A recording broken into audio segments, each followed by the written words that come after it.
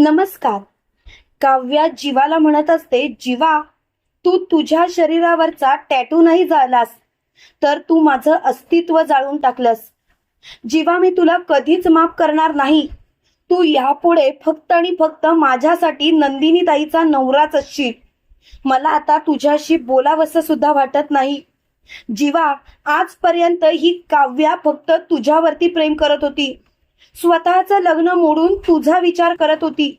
ती तुझ्या जवळ येण्याचा विचार करत होती, पण यापुढे ही काव्या तुझा कधीच विचार करणार नाही. यापुढे तू फक्त माझ्यासाठी नंदिनी ताईचा नवराच असशील, ही गोष्ट कायम लक्षात ठेव. तेव्हा मात्र तो खूपच हादरतो. त्याला काय बोलावं तेच कळत नाही. त्याच वेळेला लगेच मोठ्यानी जीवा काव्याला बोलतो, काव्या, तू काय बोलतेस, कळतंय का? तेव्हा लगेच काव्या म्हणते, जीवा, पुरे. आजपासून ही काव्या बदलली. आजपासून ही काव्या परत कधीच तुझ्याकडे बघणार नाही. परत कधीच ती तुझ्याकडे बघूच शकत नाही. आता तर विषयच समाप्त. काही झालं तरी सुद्धा मी तुला माफ करणार नाही म्हणजे. तेव्हा लगेच जीवा बोलतो, काव्या, प्लीज मला समजून घे. पण काव्या मात्र काहीच समजून घेत नाही. काव्या म्हणते, जीवा, तू आजपर्यंत या काव्याचं प्रेम बघितलंस, पण यापुढे तुझ्यावरती ही काव्या कधीच प्रेम करणार नाही. जेव्हा तू जे काही केलंयस ना, त्यामुळे तू माझं अस्तित्व संपवून टाकलंयस आणि यापुढे मी तुला कधीच माफ करू शकतच नाही. आणि काव्या तिथून निघून जाते. तेव्हा मात्र जीवा खूपच हादरतो आणि तो एकाएकी खाली बसतो आणि स्वतःशीच बोलतो, मी हे काय करून बसलो. मी तर माझ्या आयुष्यातून सगळंच काही गमावलंय. मलाच कळत नाही की काय करावं ते.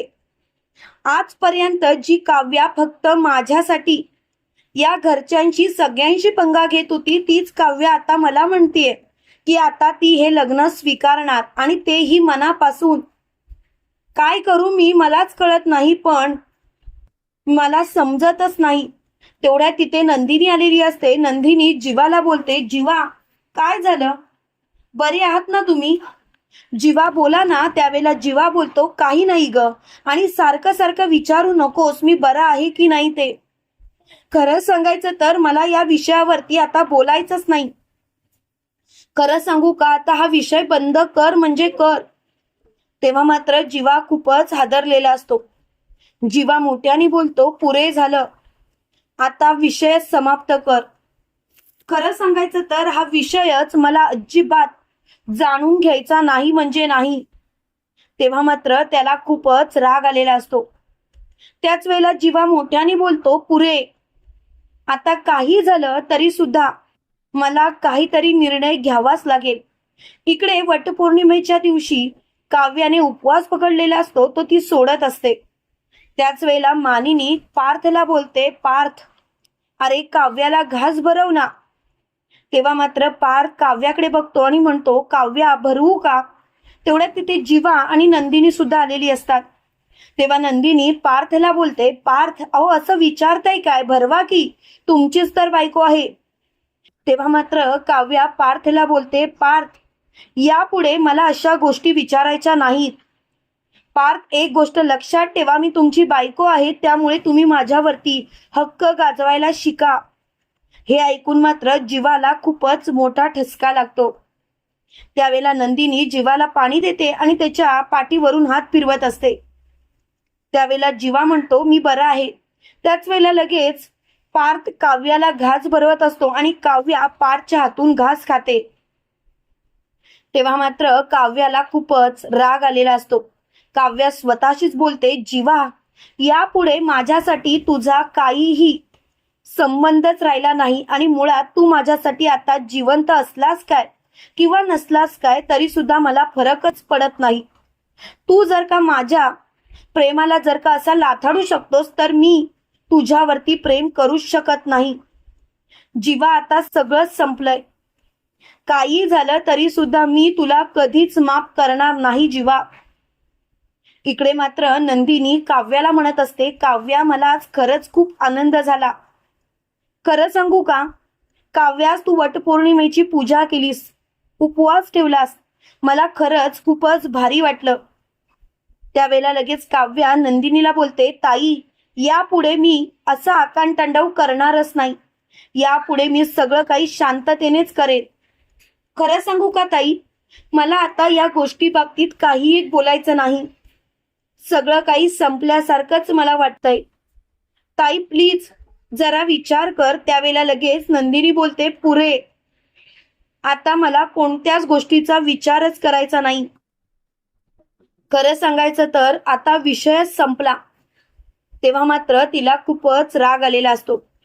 त्यावेळेला नंदिनी मोठ्याने बोलते, खरं सांगू का, आता कोणत्याही गोष्टीचा विचार करण्यापेक्षा एका गोष्टीचा विचार केला तर बरं होईल. ती म्हणजे काही झालं तरी लवकरात लवकर सगळ्या गोष्टी व्यवस्थित करायच्या आहेत आणि त्यासाठी काय करावं तेच कळत नाही.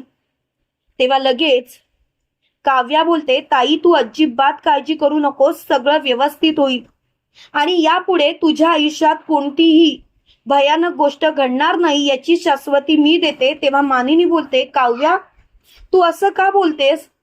काव्या म्हणजे तुझ्यामुळे काही झालंय का? तेव्हा काव्या बोलते, नाही माझ्यामुळे असं काहीच झालेलं नाही, प्लीज असा विचार सुद्धा करू नकोस. त्यावेळेला मात्र काव्या खूपच चिडलेली असते. काव्याला खूपच राग आलेला असतो. काव्या मोठ्याने बोलते, पुरे आता या गोष्टी इथल्या इथे संपल्या. काही झालं तरी सुद्धा मला या गोष्टीचा विचार करायचाच नाही. खरं सांगायचं तर या गोष्टीचा विचार करण्यापेक्षा लवकरात लवकर काहीतरी निर्णय घेतला पाहिजे हे नक्की. तेव्हा मात्र ती खूपच चिडलेली असते. त्यावेळेला लगेच मोठ्यानी मानिनी काव्याला बोलते, काव्या काय झालं, कुठे हरवलीस, बोल ना ग काव्या. तेव्हा लगेच काव्या बोलते, काही नाही, मला काही एक बोलायचं नाही आणि काहीच ऐकायचं नाही.